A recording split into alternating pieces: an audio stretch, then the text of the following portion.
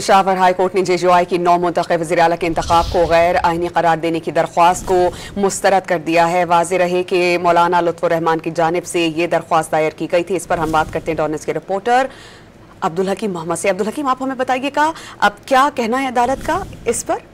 जी बिल्कुल, Peshawar high court ने जो जमीयत उलमा इस्लाम की जानिब से 9 मुंतखब वज़ीर आला के इंतखाब को गैर आइनी करार देने की दरख्वास्त पर समाअत हुई है। उस समाअत के दौरान दलाइल मुकम्मल होने के बाद फैसला महफूज किया गया था और उस फैसले को अब सुना दिया गया है और फैसले के मुताबिक जो दरख्वास्त दायर की गई थी उसको खारिज कर दिया गया है। इससे कबल जो दलाइल पेश किए गए थे सलमान अकरम राजा PTI के जनरल सेक्रेटरी है और वकील भी है तहरीक इंसाफ का, जबकि दूसरी जानिब बैरिस्टर यासीन JUI की वकील के तौर पर पेश हुए थे और दलाइल ये दिए थे। उस दलाइल में ये कहा गया था कि जब वज़ीर आला ने इस्तीफा मंजूर नहीं हुआ था तो वज़ीर आला की मौजूदगी में जो इंतखाबात हुए थे तो सीट खाली नहीं थी, तो वो इस इंतखाबात को गैर आइनी करार दिया जाए।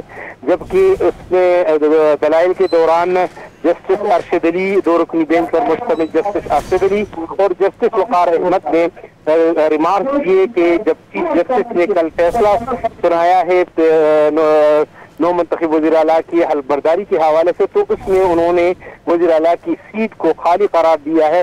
तो इसलिए ये दरख्वास्त आप लोगों की कमजोर है। अगर इस फैसले को चैलेंज करना चाहते हैं या दरख्वास्त को वापस लेना चाहते हैं अब्दुल हकीम, यानी जो आखिरी कमजोर सी रुकावट थी वो भी अब दूर हो गई है और अब वज़ीर आला की हलफबर्दारी बाकायदा और बाज़ाब्ता तौर पर हो जाएगी।